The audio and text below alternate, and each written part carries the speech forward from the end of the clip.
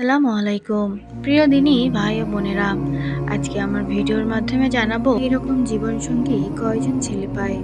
এক ভাইয়ের দোয়া কবুলের গল্প। গল্পটি শুরু করছি। নিজ রুমে বসে ব্যবসার হিসাব করছিলাম। পাশের রুমে আমার স্ত্রী একটা মেয়ের সাথে কথা বলছেন। মেয়েটি আমার বাসার পাশে বেশ কয়েকদিন যাবৎ থাকছিলেন। তারা নানান বিষয় নিয়ে আলোচনা করছেন। ওনাদের কথাগুলো স্পষ্ট আমার কানে ভেসে আসছিল। নিজ কাজে একটু মনোযোগ দিলাম, কিন্তু কিছুতেই হিসাব মেলাতে পারছিলাম না। সবকিছু রেখে দিয়ে বিছানায় শুয়ে একটি বই পড়ব বলে মত পোষণ করছিলাম, কিন্তু তাদের কথা বলার কারণে ঠিকমতো মন দিয়ে বইটাও পড়া হলো না। তাই ভাবলাম কি নিয়ে কথা বলছেন তারা, তা শুনি। পাশের বাসার মেয়েটি বললেন, আচ্ছা ভাবি, আপনার স্বামী সারাদিন বাইরে থাকেন এবং আপনি তো সারাদিন একাই বাসায় থাকেন, এতে আপনার খারাপ লাগে না? আপনি চাইলে তো আমার মতো একটা চাকরি করতে পারেন, সময়টা পার করতে পারেন। আমিও আপনার মতো সারাদিন বাসায় একা থাকতাম, কখনো টিভি দেখতাম, নয়তো কখনো বই পড়তাম, নাহলে সারাদিন শুয়েই থাকতাম। সারাদিন অস্থির অস্থির লাগতো, খুব একা লাগতো। হঠাৎ করেই একদিন সিদ্ধান্ত নিলাম যে একটা চাকরি করলে তো সময়টা পার হয়ে যাবে। স্বামীর কাছ থেকে নিজের হাত খরচের জন্য টাকা চাওয়াটা নিজের সম্মানে লাগে। বিয়ের পূর্বে তো এরকম স্বাধীন ছিলাম, আর বিয়ের পর ঘরকুনো হয়ে গেলাম। তাই এখন আর তেমন একাকিত্ব অনুভব হয় না। মাঝে মধ্যে রাতের খাবার বাইরেই খেয়ে নেই।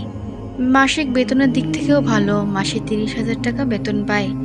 পাশের বাসার ভাবির কথা শোনার পর আগ্রহ বেড়ে গেল অনেক অনেক বেশি। এ ব্যাপারে আমার স্ত্রীর মতামতটা যে কি সেটা আমার জানা দরকার। আমার স্ত্রীর কথা গভীরভাবে মনোযোগ দিয়ে শুনে যাচ্ছি। আমার স্ত্রী বলছে, ভাবি, আসলে আমার স্বামী বাসায় থাকা অবস্থায় যেমন আমি একাকিত্ব অনুভব করি না, ঠিক তেমনিও তিনি বাসায় না থাকলেও আমি অবর্তমানে একাকিত্ব অনুভব করি না। পাশের বাসার ভাবি অবাক হয়ে প্রশ্ন করলেন, তার অর্থ কি ভাবি, একটু বুঝিয়ে বলেন। আমার স্ত্রী শান্তভাবে বললেন, আপনাকে ব্যাপারটা একটু বুঝিয়ে বলি। শুরুতে আমার প্রতিদিনকার রুটিন সম্পর্কে একটু বলি। আমার রুটিন অনুযায়ী রাতের শেষ ভাগে ফজরের রক্ত শুরুর ঘন্টাখানেক আগে ঘুম থেকে জেগে উঠে উজু করি। স্বামীর উজুর পানি উঠিয়ে রাখি। তারপর স্বামীকে জাগিয়ে দিয়ে প্রথমে তওবা করি। তারপর তাহাজ্জুদের সালাত আদায় করে অল্প কিছুক্ষণ সূরা তেলাওয়াত করি। স্বামীও তেলাওয়াত করেন। তারপর ফজরের আজানের পূর্বেই আমার স্বামীকে মসজিদে পাঠিয়ে দিই। কারণ হলো, সবার আগে আজানের পূর্বে মসজিদে গেলে খুব সওয়াব মিলে। ফজরের আজান হয়ে গেলে সালাত আদায় করি ও আল্লাহর দরবারে ক্ষমা প্রার্থনা করি। সালাত আদায় করার পর ইস্তেগফার পড়ি। মসজিদ দেখে স্বামী বাসায় এসে গভীর মনে আমার কোলে মাথা রেখে কোরআন তেলাওয়াত শুনেন। সূর্য উদয় হওয়ার 12 মিনিট পর আমরা একসাথে ইশরাকের সালাত আদায় করি। সালাতের পর তিনি আমার সাথে রান্নার কাজে যথেষ্ট সাহায্য করেন। তারপর এক চুলায় আমি তরকারি, অন্য চুলায় তিনি ভাত রান্না করেন। একসাথে আমরা অনেক গল্প করি। তারপর ওনাকে ফ্রেশ হতে পাঠিয়ে দিই। তারপর তিনি ফ্রেশ হয়ে ভেজা চুল নিয়ে আমার সামনে দাঁড়িয়ে থাকেন। তার খুব যত্ন করে আমি তার মাথা মুছিয়ে দিই। তিনি সুন্দরভাবে সকল খাবার টেবিলে সাজিয়ে রেখে রুমে চলে আসেন। আমাকে কোলে করে খাবার টেবিলে নিয়ে আসেন। আসলে টেবিল বলতে আমি মেঝে বুঝিয়েছি। আমরা নবী রাসূলের সুন্নাহ অনুযায়ী যতটুকু পারি সেটা মেনে চলতে চেষ্টা করি। তিনি নিজে আমাকে খাইয়ে দেন এবং খাওয়া শেষ হলে অফিসের জন্য তৈরি হতে রুমে যান। এর ফাঁকে আমি অল্প একটু ঘুচিয়ে দুপুরের খাবার গরম করে টিফিন নিয়ে নিজ রুমে আসি। তিনি তৈরি হয়ে টিফিন হাতে নিয়ে ব্যবসার কাজে চলে যান। তারপর দরজা বন্ধ করে সবকিছু গুছিয়ে নিই।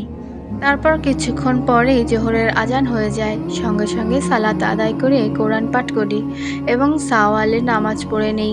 তারপর আমার স্বামীকে ফোন দিয়ে কিছুক্ষণ নামাজের ব্যাপারে কথা বলি। তারপর খাওয়া দাওয়া করে কিছুক্ষণ ঘুমিয়ে নিই। 3:30টার দিকে আমার স্বামী ফোন দিয়ে আমাকে জাগিয়ে দেয়, নয়তো আমি জেগে যাই। হাত মুখ ধুয়ে কথা বলার পর মা বাবার সাথে কথা বলি। ননদের সাথে ফোনে কথা বলে শেষ করে একটু বই পড়ি। আসরের সালাত আদায় করার পর কয়েকটা সূরা পাঠ করে বাসার সকল জানালা লাগিয়ে দেই। মাগরিবের সালাত আদায় করে অল্প কিছুক্ষণ সূরা তেলাওয়াত করার মাঝখানে হাজবেন্ড ফোন দিয়ে বলেন, আমার কিছু লাগবে কিনা। অবশ্য বাজারের দিকটা কখনো তাকে আমার বলতে হয় না, সে নিজে থেকে সবকিছু বুঝে নেয়। কোরআন তেলাওয়াত শেষ করে রান্নাঘরে গিয়ে রান্না করি। এশা সালাত আদায় করে তওবা করার পর ইস্তেগফার পড়তে থাকি। আপনাকে এত কিছু কেন বললাম জানেন? আমি কখনোই নিজেকে একা ভাবি না বা একাকিত্ব অনুভব করি না। আমার স্বামী বাইরে থাকলেও ওনার ভালোবাসা সবসময় আমাকে উৎসাহিত ও অনুপ্রাণিত করে। এর সাথে সাথে আমি ওই সময়টাতে সালাত ও কোরআন তেলাওয়াতে মশগুল থাকি। এই ছিল আজকে একজন ভাইয়ের জীবনসঙ্গীর দোয়া কবুলের গল্প। আল্লাহ সবাইকে মনের নেক আশা এবং সুন্দর জীবনসঙ্গী পাওয়ার তৌফিক দান করুন, আমিন। সবাইকে ভালো রাখুক। আমার ভিডিওটি ভালো লাগলে বেশি বেশি শেয়ার করে দিবেন এবং আমার চ্যানেলটি সাবস্ক্রাইব করে আমার পাশেই থাকবেন। আপনাদের কোনো গল্প বা আমল ভিডিও শেয়ার করার থাকলে কমেন্ট বক্সে যোগাযোগ করতে পারেন। সবাই ভালো থাকবেন। আল্লাহ হাফেজ।